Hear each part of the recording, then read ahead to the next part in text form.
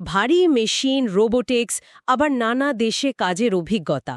অন্যদিকে তার নোটে আছে প্রকৃতি আর জীবনের গভীর বোঝাপড়ার কথা। দেখি তো এই দুয়ের মধ্যেকার যোগসূত্রটা ঠিক কোথায়? আমাদের আজকের উদ্দেশ্য এটাই। ঠিক তাই, তার কাজের পরিধি দেখলে সত্যি অবাক হতে হয়। যেমন ধরুন, জাপানে প্রিন্টিং প্রেস চালানো বা রোবোটিক্স প্রোগ্রামিংয়ের মতো একেবারে নিখুঁত প্রযুক্তিগত কাজ করেছেন। আবার অন্যদিকে সিঙ্গাপুরে প্রায় ১০০ জনের একটা টিমের পরিবেশ, স্বাস্থ্য ও নিরাপত্তা মানে EHS ব্যবস্থাপনার দায়িত্ব সামলেছেন। ১০০ জনের টিম, সেটা তো পুরোপুরি অন্য ধরনের দক্ষতা চায়। Leadership, compliance. বেদ্যম। এর সাথে আবার রেস্টুরেন্ট ব্যবস্থাপনার অভিজ্ঞতাও জুড়ে আছে। ভাবুন একবার, রোবটিক্স থেকে রেস্টুরেন্ট, কি বিশাল পট পরিবর্তন। মানে তিনি শুধু এক ধরনের কাজেই তো আটকে থাকেননি। না, বিলকুল না। আচ্ছা, এই যে এত রকম দক্ষতা, যেমন ধরুন অটোক্যাড, স্টিল রেইনফোর্সমেন্ট, প্লাম্বিং, আবার প্লাস্টিক ওয়েল্ডিং, টেকনিক্যাল স্কিলস প্রচুর। হুম। এর পাশাপাশি সিঙ্গাপুরের মিনিস্ট্রি অফ ম্যানপাওয়ার বা ওয়ার্কফোর্স ডেভেলপমেন্ট অথরিটি থেকে সেফটি আর এনভায়রনমেন্টাল কন্ট্রোল নিয়ে একাধিক সার্টিফিকেট।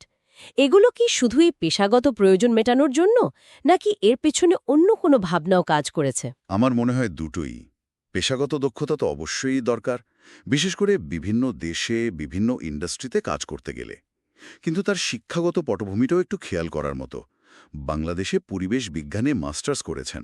ও আচ্ছা, পরিবেশ বিজ্ঞান।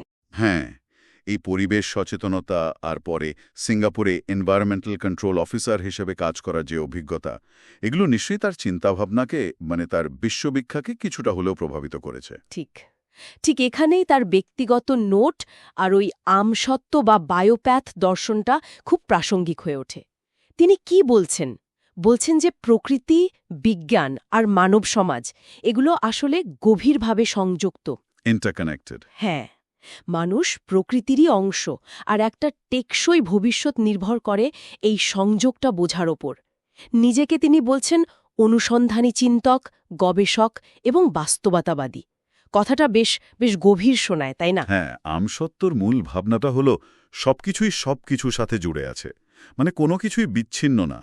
তিনি মনে করেন মানুষ প্রকৃতির বাইরে নয়, বরং এর একটা অবিচ্ছেদ্য অংশ। এই ভাবনাটা হয়তো তার ওই পরিবেশ বিজ্ঞান পড়া বা পরিবেশ নিয়ন্ত্রণের কাজের অভিজ্ঞতা থেকেই আরও স্পষ্ট হয়েছে। হতে পারে।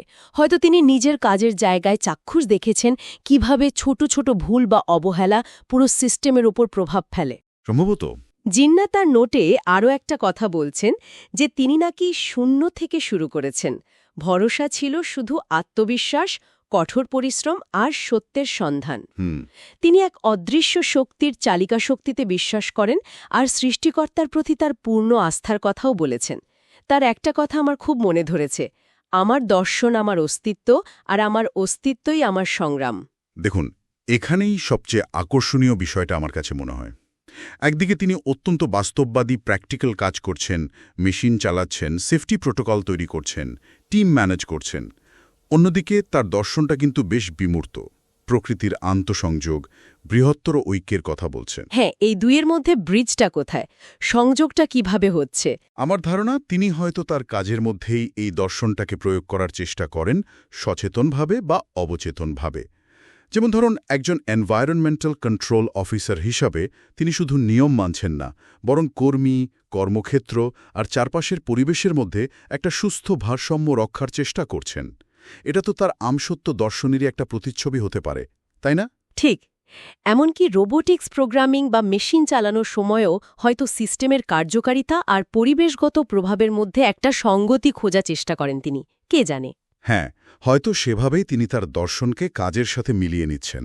তাহলে ব্যাপারটা দাঁড়াচ্ছে, জিন্নার জীবনযাত্রা শুধু বিভিন্ন দক্ষতার সমাহার নয়, এটা আসলে বাস্তব কর্মক্ষেত্র আর একটা গভীর দার্শনিক চিন্তার মেলবন্ধনের এক অসাধারণ চেষ্টা। আন্তর্জাতিক অভিজ্ঞতা, প্রযুক্তিগত জ্ঞান, আবার পরিবেশ সচেতনতা, সব মিলিয়ে তার প্রোফাইলটা বেশ ব্যতিক্রমী। একদম। তবে এই আলোচনা শেষে একটা প্রশ্ন কিন্তু থেকেই যায়। বলুন। এই আমসত্ত্বর মতো একটা দর্শন, যেটা মূলত কানেক্টিভিটি মানে আন্তঃসংযোগ আর প্রকৃতির ঐকতানের কথা বলে, সেটাকে প্রিন্টিং প্রেস চালানো বা রোবট প্রোগ্রামিংয়ের মতো অত্যন্ত যান্ত্রিক বা প্রযুক্তি নির্ভর কাজে ঠিক কিভাবে প্রয়োগ করা যেতে পারে? এটা একটা ভালো প্রশ্ন। নিজের মূল দর্শনকে দৈনন্দিন কাজের সাথে, বিশেষ করে এত ভিন্ন ভিন্ন ধরনের কাজের ক্ষেত্রে একীভূত করার চ্যালেঞ্জটা ঠিক কতটা গভীর? মানে তত্ত্ব আর প্রয়োগের মধ্যেকার ব্যবধানটা। হ্যাঁ, এটা কিন্তু আমাদের সবারই একটু ভেবে দেখার মতো বিষয়। শুধু জিন্নাহার ক্ষেত্রেই নয়, আমাদের নিজেদের জীবনেও